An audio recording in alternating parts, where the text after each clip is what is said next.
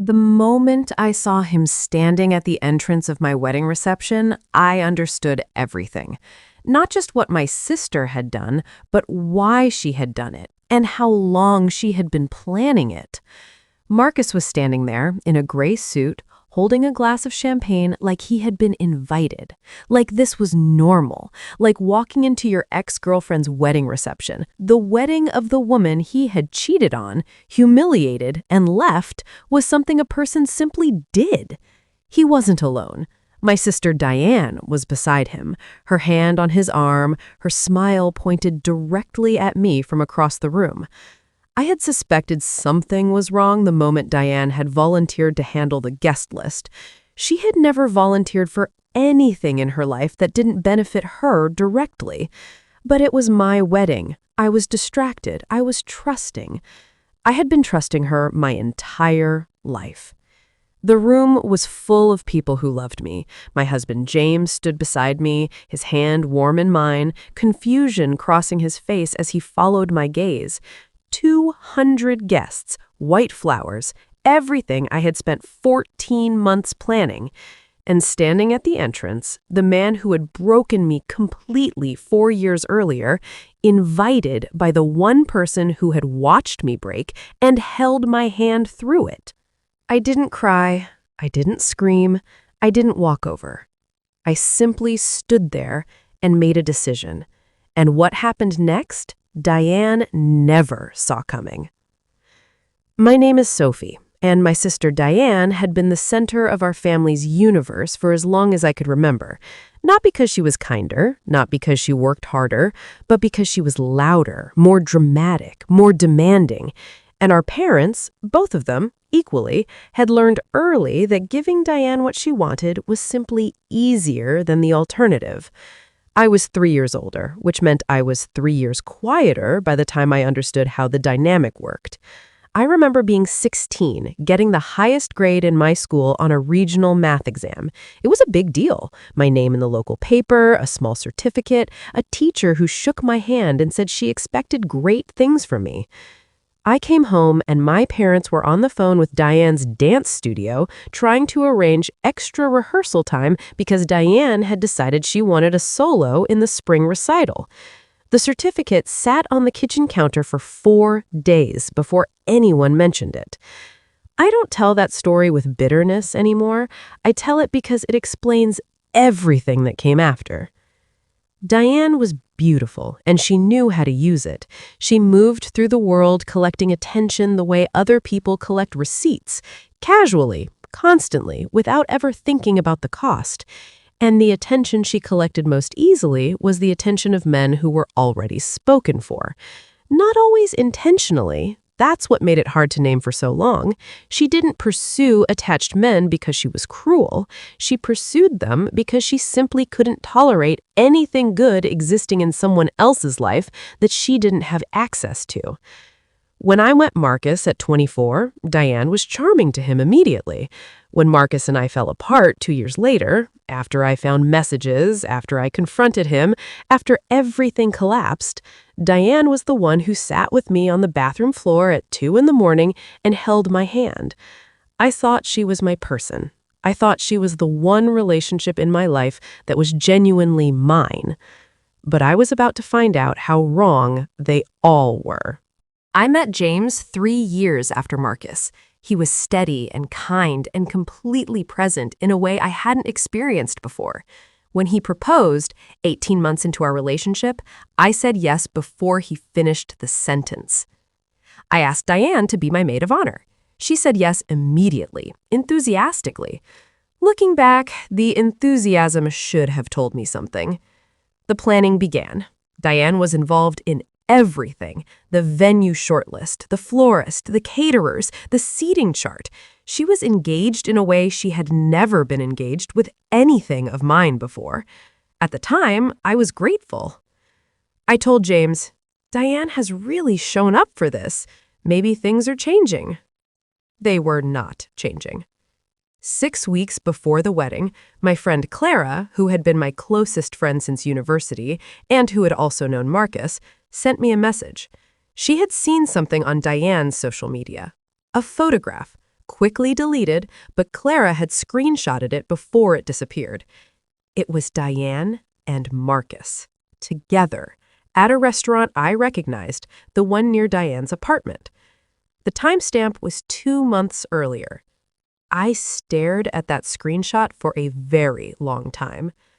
I called Clara.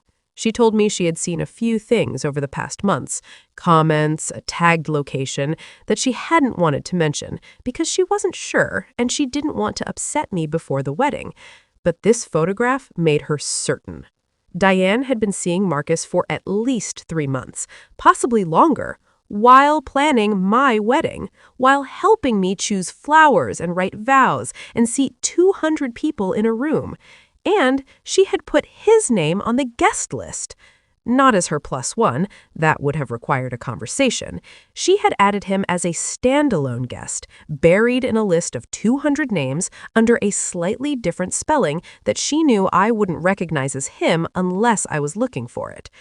I was not looking for it. I was planning a wedding. I was in love. I was trusting my sister. I sat with that knowledge for 5 days. I didn't confront her. I didn't remove his name from the list. I didn't tell James, not yet, because I had a better idea. My wedding coordinator's name was Patricia. She had been coordinating weddings for 22 years, and she had seen everything. When I sat down with her 4 days before the wedding and explained the situation calmly, with Clara's screenshot on my phone, she didn't blink. She simply said, "Tell me exactly what you want to happen." What I wanted was simple. I wanted Diane to understand, in front of everyone who mattered, exactly what she had done. Not through a scene, not through shouting, through truth, delivered in the most public and irreversible way possible. Patricia and I spent 2 hours planning it. On the wedding day, everything proceeded exactly as scheduled. The ceremony was perfect. James cried when I walked down the aisle, and I thought in that moment, nothing Diane does can touch this. This is mine. At the reception, as guests settled into their seats, Marcus appeared at the entrance, right on schedule, Diane's schedule, not mine. I watched from across the room as Diane guided him inside, her hand on his arm, her smile already forming. She was looking for my reaction. She wanted to see me freeze. She wanted to see me upset. She wanted, I think, to watch something she had planned for months finally detonate. Instead, she saw me standing calmly beside my husband. And then Patricia walked to the microphone. What happened next, Diane absolutely did not expect. Patricia's voice was warm and clear across the reception room. "Before we begin the evening's celebrations," she said, "the bride has asked me to make one small announcement regarding the guest list." The room quieted. Diane's smile flickered. "It appears there has been an addition to this evening's guest list that was not authorized by the bride or groom. That guest has been identified, security has been notified, and both that guest and the person who invited him are kindly asked to leave at this time." The room went very still. 200 people looked around, trying to understand. Then several of them, the ones who knew the history, who knew Marcus, who knew what had happened 4 years ago, began to understand. I could see it moving across the room like a wave, eyes widening, hands covering mouths, heads turning toward Diane. Diane stood completely still. Her face had gone from performance to something raw and exposed that I had never seen on her before. Marcus set his champagne glass down and walked out without a word. Diane didn't move for a long moment. Then she looked at me across the room. I met her eyes. I didn't look away. I didn't cry. I didn't mouth anything. I simply looked at her the way you look at someone when you have finally, completely, stopped being afraid of them. She walked out. My mother, seated at the family table, looked at me with an expression I had never seen from her before. Not anger. Something quieter. Something that looked, for the first time, like she was genuinely seeing me, James squeezed my hand, leaned close, said quietly, "Are you okay?" "Yes," I said, and I meant it completely. Patricia's voice returned to the microphone, warm, seamless, professional. "And now, let's celebrate." The room exhaled, and then it filled with the specific sound of 200 people deciding to have the best night of their lives. Diane called the next morning. I didn't answer. She called 4 more times over the following week. I didn't answer those either. She sent a message, eventually, long, complicated, full of explanations that rearranged the facts in the way she had always rearranged facts. I read it once, then I put my phone down and went to make coffee. My mother called 2 weeks after the wedding. It was the first time in my memory that she had called specifically to ask how I was. Not to mediate, not to defend Diane, not to suggest I consider her perspective, just to ask how I was. We talked for an hour. It was not a perfect conversation, but it was a real one, and that felt like more than I had expected. James and I came home from our honeymoon to a house that felt completely ours. No shadows, no performance, no managing of someone else's feelings at the expense of my own. I have not spoken to Diane since the wedding. That door is not closed in anger, it is closed in clarity. There is a difference, and I understand it now in a way I never did before. What I have, my marriage, my peace, my own sense of what I deserve, no uninvited guest can take that. No rearranged guest list can reach it.